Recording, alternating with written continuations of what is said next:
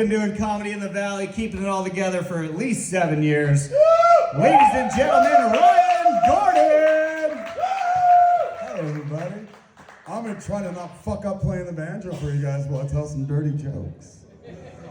Oh, dude, no, I need this. This is new. I've never played in front of people before, so this is probably gonna suck a bag of dicks. Oh, you're doing good. So, no, I'm more nervous than Trump in that Epstein list right now, fucking, and I'll tell you what. Yeah, you know he's sweating. Him and Elon fighting. You read that shit? Trump and Elon, no, they're fighting right now. You're doing good. We're doing good, but they're fighting right now. I think we might be fucked. We're getting rid of the smart guy now, fucking. We're just left with Trump and his bullies. Which I'm good, we need to bring bullying back, but yeah, no, fuck, this isn't working. Fuck that. Didn't last long. Great banjo playing. Right? Fuck that. It's too much. Like it overloads my brain. I'm a dumb drunk comic, and that's just like you gotta do like 20 things at once, and I'm like, no, I can't. I tried. And plus my fingers are fucked up. Like I can no longer be a hand model. That was my fucking go-to, so I was gonna be an OF model for hands. But they're fucked up now. Like I started landscaping, they're fucked. Like I'm shot. I can't do it. I have to work for a living now. That sucks. It does. But working for a living got me into the situation that I'm gonna tell you about tonight. In 2002, I was arrested for distribution of dangerous drugs, a felony out of Missoula, Montana. I was in Sheridan, Wyoming while it happened at the Holiday Inn. I hate that song because it was popular. Well, I got arrested at the Holiday Inn bar in Sheridan, Wyoming. If you don't believe me, go there. It's a shit bar. And they'll turn you into the cops apparently. I wasn't even there. So what happened is like, I did door-to-door sales and we were there on a road trip. And like 2 guys I worked with got in a fight with 2 local guys because they said we were sharking the pool when we said we were gonna beat you in the first place. And then they called them sharks. I'm like, well, they said they were gonna beat you and they beat you, how are they sharks? And they got in a fight about it, and that's what I told the cops. And then they told me, like, this lady cop, she's never arrested anybody before because they told her, go ahead, it's your first time. And I'm like, what the fuck is it your first time? She's like, please turn around and put your hands behind your back. I'm like, what the fuck are you talking about? She's like, you're under arrest for distribution of dangerous drugs out of Missoula, Montana. I'm like, what the fuck are you talking about? And this is like, Punk was big. I'm like, did they, like, a sales show, we were dicks, we'll pay to do pranks on people, like, especially coworkers. I'm like, are they fucking with me? And she grabs her gun and is like, sir, turn around and put your hands behind your back. Like, oh shit. So they arrest me and take me into jail for distribution of dangerous drugs out of Missoula, Montana. And I'm in Sheridan, Wyoming. I don't know if you know how transportation works. They don't just ship you right away to Missoula. You gotta bounce between town to town when they're going that way. So you could be in Billings for 3 weeks waiting for a ride to come over to Missoula. It took me 2 months to get to Sheridan, Missoula in jail. I'm in jail another 2 months before I see a judge to find out what the charge is actually about. I sold 1/8 of weed to a snitch wearing a wire. That was my charge. He got busted with meth and I got ratted on. Right? So then I'm like, all right, well I find that out and I'm like, my bail was like fucking $500,000. And they're like, they're acting me like I'm some kingpin. Like I sold a bag of weed. Like that's it. That's all you have is one bag. Cause I wasn't a drug dealer. Like I'm a shitty drug dealer. Like if you give me an ounce, I owe you that money. Like I'm not gonna sell a damn fucking pot. I will smoke it all. And like, yeah, I'm a shitty drug dealer. You give me drugs, I'm gonna do them. Like, I mean, I like drugs. They're fun. Whoever say they don't, like, yeah, your life can go to shit if you abuse them. I mean, you can do that with coffee too. I mean, cigarettes will give you cancer if you smoke them all the time. But hey, I like to fucking eat acid and talk to the moon every once in a while. There's nothing wrong with that. But drugs are fun. There's no kids here, so I can talk. Last time I was talking about drugs, I was talking about doing cocaine, and the kid walked by, and I had to change my pitch. I'm like, cocaine's bad. It does not smell amazing. It is not the best thing you will ever do in your entire life. Just don't overdo it. And don't turn it into crack, because nobody likes a crackhead. But would you be mad at somebody if they start doing crack when they're 80? What? Like they've never done crack before and they turn into a crackhead at 80. Would you be mad at him? No. Right? He deserves that shit. Like, I'm gonna start doing heroin when I'm 80, because no one's gonna be like, oh, that fucking junkie. I'm like, dude, I'm 80. I deserve it. So when you see me at 80 and strung out, leave me the fuck alone. I'm partying. Well, you can look. Right? Not yet. I got some gray in here. It's not that bad. I'm sorry. But yeah, no. So they get me back to Missoula, and I get out, and they give me a 5-year deferred sentence. I don't know if you know what that means, but it means if you're good for 5 years, it'll disappear. Well, in 3 years, I racked up 14 violations on probation. All drug and alcohol related. I didn't catch one new charge. It was just a dirty way. I was in a bar one night and I hit on my PO inviting her to a party that I was throwing. I mean, like, yeah, I was like, fuck it, I like to party, woo! Like, not like, I don't make the greatest choices, clearly. So they sent me to pre-release.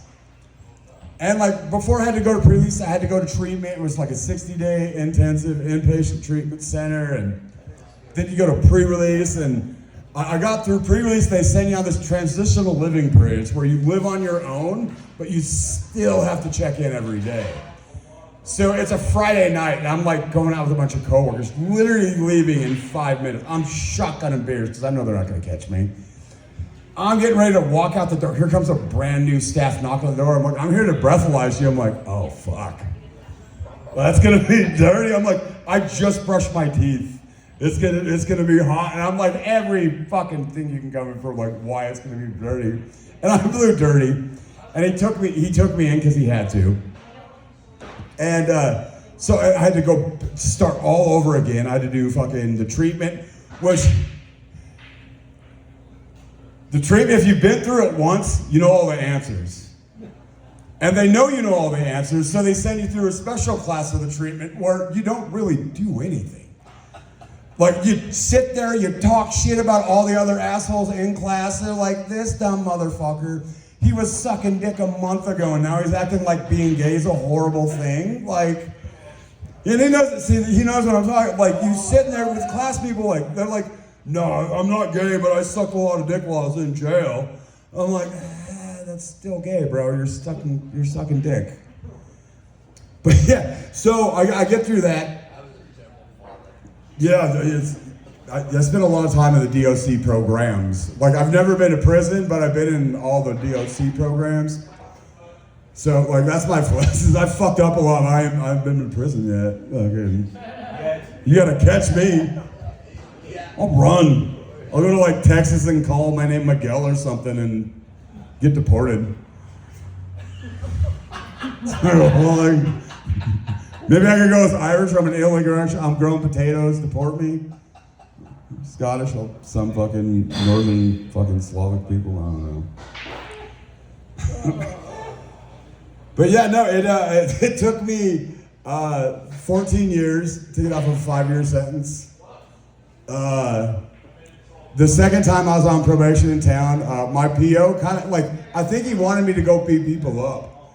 He was like, hey, if you ever go to a bar and you fuck somebody up, just call me before the cops get in there, I'll be cool. I'm like, well, I don't really go to the bars, man. They're like, well, if you ever do, and you do, just call me. I'm like, this is a week-on thing. I was like, do you want me to go to a bar and fuck somebody up? Like, because you tell me not to every week. I know when my mom told me, like, don't go smoke dope with those cheap girls. I'm like, yeah, that's exactly what I'm going to do. How'd you know?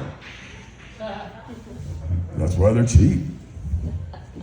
I don't know. Nick and I have things in common. We like the fucking red flags. So fucking, he's sitting way back there. Where are you at, Nick? I'm just about finished. I got one more. I mean, come up here. I'll talk about my penis, I guess. Since he's way back there on his phone.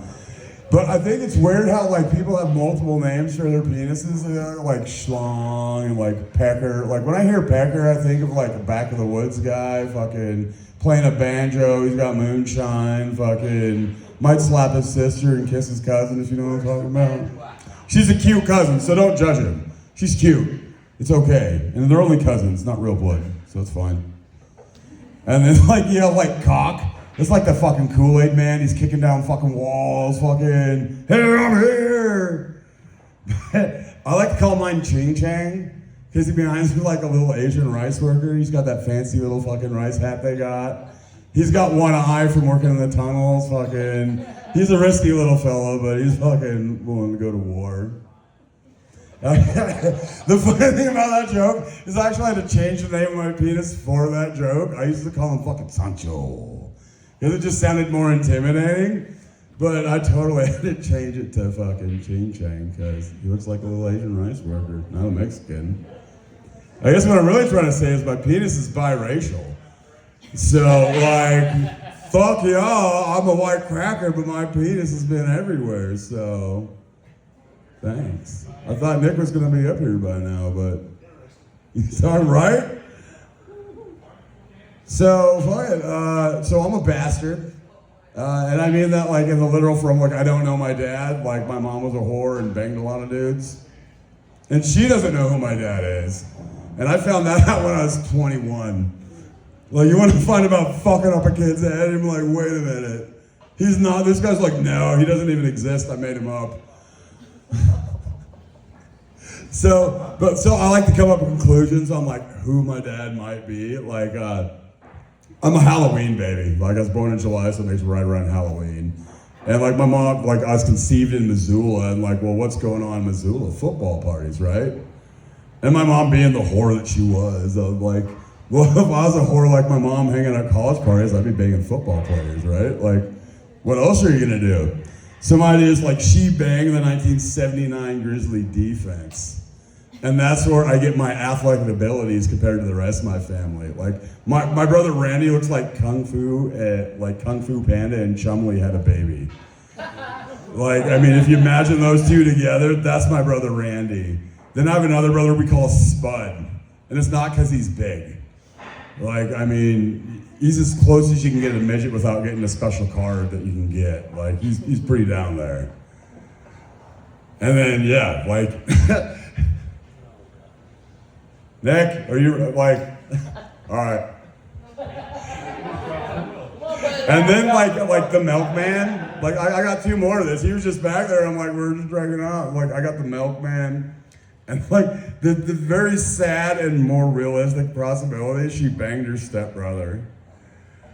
And that's my dad is her stepbrother, and that's the most thing is the like, I guess like my new favorite porn is like how I was brought about. Like, stepsister's stuck in the fucking dryer, let's help her out. And that's what brought y'all here today. So you can thank Nick for fucking taking a while for getting back up here for that one.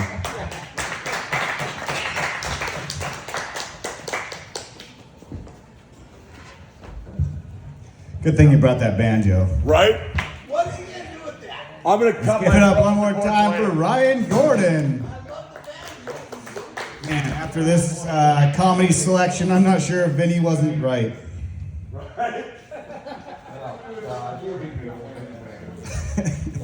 I'm just mad at him, he stole my idea. Playing banjo on the stage? Don't use your gun. Oh, use my gun. I don't own one, so I gotta use somebody else's. Apparently you didn't either. I don't know if you guys saw me flipping off the TV a minute ago. I was on a commercial recently.